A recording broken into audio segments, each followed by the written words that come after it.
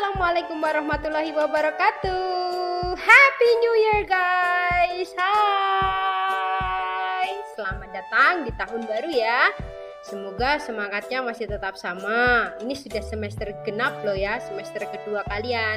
Hayo, jangan males-malesan supaya nggak ada yang namanya remediasi lagi ya. Oke, Happy New Year's. Semoga tahun ini virusnya segera pergi, vaksinnya segera diberikan ya. Tetap menjaga kesehatan dengan mematuhi protokol kesehatan. Oke guys, how was your holiday? Gimana liburannya?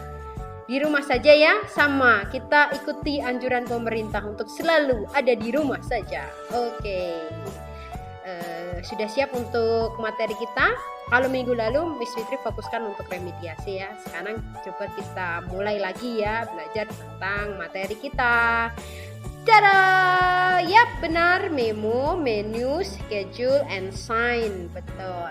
Memo, menu, jadwal, dan tanda, simbol tanda. Nah, oke. Are you ready? Let's go! In this material, in this chapter, pada minggu ini kalian akan belajar tentang memo, menu, schedule, and signs.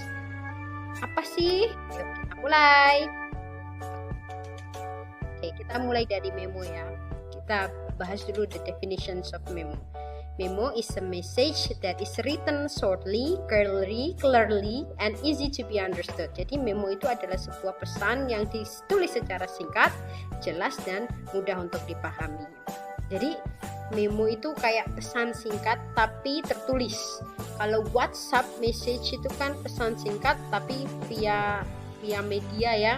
So memo itu tertulis, sedangkan kalau zaman sekarang itu semuanya sudah pakai media WhatsApp ya. Kalau zaman dulu orang masih suka pakai memo nih karena tidak secanggih sekarang.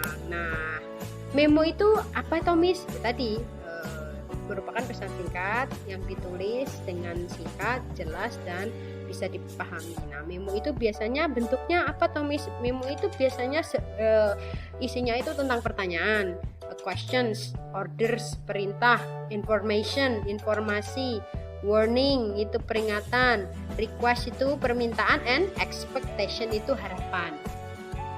Oke, next. Memo, the type. Nah, sekarang kita bahas tipe jenis dari memo. There are two types of memo. Ada dua jenis dari memo, yaitu yang pertama official memo or formal memo. Yang kedua unofficial memo or informal, private memo. Yuk kita breakdown satu-satu. Official memo or formal memo. This memo is usually used by an agency or company to subordinate or vice versa. Jadi memo ini biasanya digunakan kalau yang formal itu di perusahaan atau instansi resmi ya. Biasanya digunakan untuk memberikan perintah, berarti dari atas ke bawahan. Biasanya memo itu ditujukan dari para atasan kepada para bawahannya. There are two parts of the form of the official memo. Jadi bagiannya itu apa? Bagiannya itu dua, yaitu pertama head, kepala, dan yang kedua itu B, content, jadi isi. Nah, head sendiri itu dibagi menjadi receiver, sender, matter and date, and subject. Jadi headnya itu apa saja isinya? Si penerima, kemudian si pengirim, kemudian tanggal, kemudian subjek, baru diikuti dengan konten isi.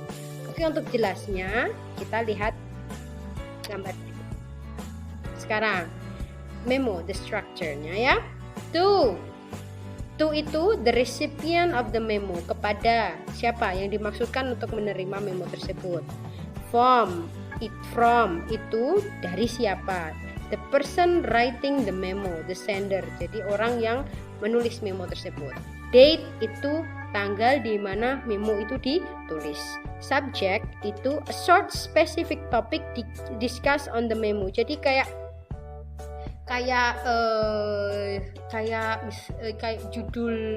judul singkat dari isi memo tersebut ya. Kan yang berikutnya adalah konten. Konten itu ya the message or things that written on the memo. Jadi yang maksudnya itu, tujuannya itu ada di kontennya. Yuk kita lihat contohnya.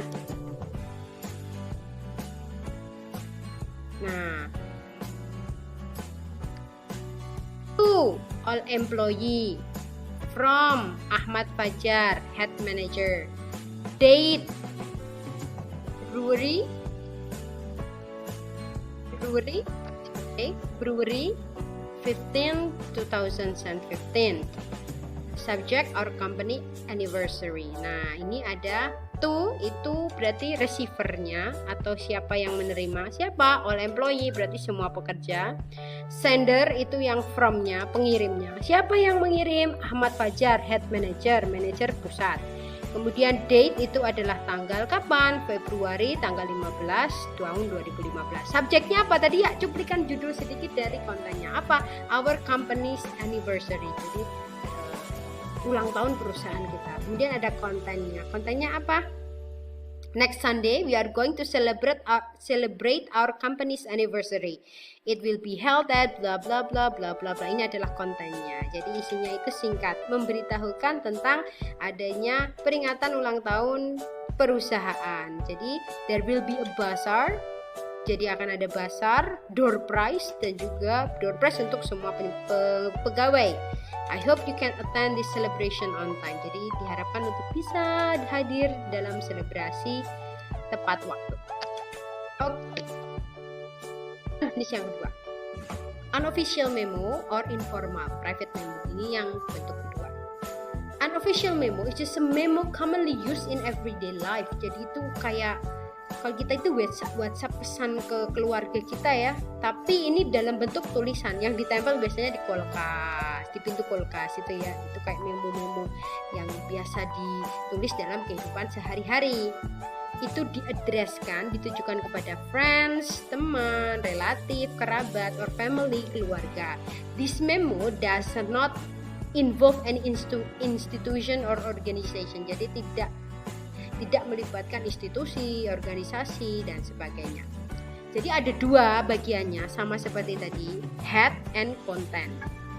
Cuma gak usah pakai tanggal, there is no date, there is no subject, cuma ada receiver sama sender saja. Jadi cuma dari siapa, untuk siapa, dan dari siapa. Tidak ada date dan tidak ada subject. Itu bedanya informal dan formal memo. Nah, coba nih ya. Memo to recipientnya siapa, from-nya sendernya, kontennya, kemudian biasanya ada name of the sender lagi. Oke. Ini dia contohnya. To John Doe from Brian Smith.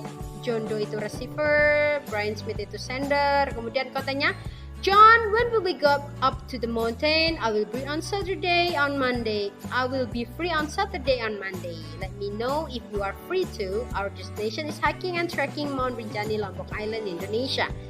Jadi ini, hi John, kapan kita naik gunung lagi? Aku tuh free loh Saturday, Monday ini. Kasih tahu aku ya kalau kamu juga free. Tujuan kita kali ini tuh Gunung Rinjani, Lombok Island, Indonesia. Nah itu memonya kayak lebih nggak urusan kerjaan ya, jadi lebih ke masalah keluarga. Contoh kedua yaitu to Jessica from mother. Untuk Jessica dari ibunya. Kalau misalnya dulu nggak ada HP, mungkin pakai memo gini ya, ditempelkan di pintu kulkas. Tapi kalau sekarang sudah ada WhatsApp message, biasanya WhatsApp. Tapi nggak apa-apa, kita belajar. To Jessica from mother. Jessica, I have called you several times, but you did not answer it. Please cook some food for your father if you already arrived at home. All the materials are in the refrigerator. Take it carefully. I go to grandma's house and I will be home late. Call me if you have any questions. Jessica, aku telepon tapi nggak angkat-angkat. Oh ini sudah punya HP, cuman dia telepon nggak diangkat. Jadi mungkin kita bisa tulis di memo ya. Oke. Tolong masak untuk ayahmu dan sebagainya. Mama ada di rumah nenek dan akan pulang terlambat. Oke ya, bedanya itu. Jadi kalau di informal itu tidak ada tanggal dan tidak ada subjek. Kalau di formal harus ada tanggal dan ada subjeknya. Intinya ya, memo adalah sebuah pesan singkat, jelas, dan mudah dipahami. Oke. Paham ya? Minggu depan kita berlatih. Kita latihan untuk bikin memo.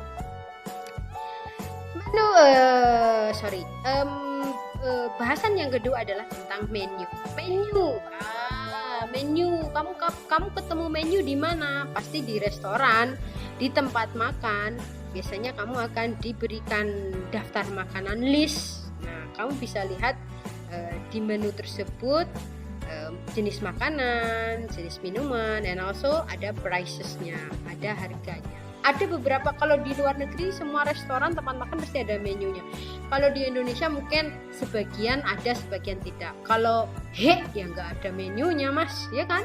Ya, kalau misalnya ke suka SS gitu ya, itu pasti ada menu, ada foodnya, ada drink itu kalau di luar negeri bisa juga disebut beverage. Jadi food and beverage itu makan dan minum. Aku bisa baca sendiri ya, jadi penting untuk kita baca menu dulu. Apalagi kalau kamu ke tempat wisata, kamu harus minta menu dan daftar harga. Jangan-jangan nanti kamu setelah makan malah disuruh dengan bayaran yang super mahal. Oke, ini ya, ini ada jenisnya, ada appetizer itu makanan pembuka. Biasanya ada 3 jenis makanan dalam kalau orang luar negeri sana itu biasanya dimulai dengan appetizer, kemudian baru dilanjutkan dengan main course, kemudian diakhiri dengan dessert. Nah, kalau kita mah pembukanya ya nasi, penutupnya ya minum. Kalau luar negeri ada appetizer, makanan pembuka, biasanya sup, biasanya salad gitu ya. Salad, sup itu biasanya appetizer. Kemudian ada main sandwich itu termasuk juga appetizer, makanan pembuka. Spaghetti itu juga makanan pembuka. Lalu biasanya masuk ke main course biasanya steak, grill dan sebagainya. Kemudian ada dessertnya, itu biasanya yang manis-manis seperti pie, cake dan puding, ice cream itu dessert. Nah, juga ada beverage tadi drink, tidak disebutkan drink. Kalau minum mesti food itu makan, beverage itu minuman. Ya, ada beverage itu biasanya jus, milk, soda, mineral water dan sebagainya. Nanti kamu bisa pause lalu kamu baca sendiri ya. Nah, ini contoh-contoh menu, pasti ada menu, kemudian ada harganya ya, supaya kita tidak tertipu. Adalah schedule. Schedule itu apa toh? Schedule itu jadwal. Ini contoh dari schedule yang ada di kelas. Jam 7 hari Senin apa, hari Rabu jam habis istirahat apa. Ini jadwal ya. Kamu membaca jadwal bisa ya, gampang. Oke. Ini jadwal penerbangan. Kalau depart itu artinya berangkat dari, arrival itu kedatangan. Jadi kalau depart itu berangkat dari Pekanbaru sampai Jakarta. Kalau itu Garuda. Kalau Sriwijaya berangkat dari Padang datang ke Palembang. Kalau Batik berangkat dari Malang sampai di Jogja. Kalau ini train schedule. Ya, ini schedule. Oke, berikutnya kita akan bahas yang terakhir yaitu sign, tanda.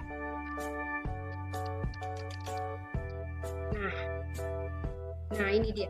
Tanda itu, sign itu tanda-tanda. Itu bisa di dalam ruangan, bisa di luar ruangan, bisa juga di saat jalan-jalan. Jadi kamu sering mendapatkan atau menemui tanda-tanda yang ditempel untuk memberikan apa? Informasi, larangan, instruksi dan sebagainya.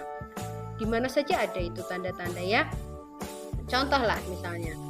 Nih, ini biasanya di mana? Itu di jalan. Artinya apa? Turn left. Ya kan? Yuk lagi. Itu bisa di mana saja, bisa di dalam ruangan yang tidak berboleh untuk merokok. Jadi gini loh, tanda itu dalam bentuk gambar supaya memudahkan orang untuk mengetahui informasi apa yang di-share, instruksi apa yang di-share, larangan apa yang di-share. Dengan adanya tanda ini, mau kamu dari luar negeri, mau dari Indonesia, tahu kalau misalnya merokok itu dilarang. Nih, ini ada tanda ini radioaktif, bahaya, yield juga bahaya. Kalau ini traffic light, enggak, orang luar negeri pun tahu kalau di Indonesia traffic light artinya merah diam, hijau jalan. Nah ini artinya ada pekerjaan. Oke guys, untuk sign kita akan lebih bahas lagi minggu depan. Thank you very much, and don't forget to click subscribe. Thank you very much.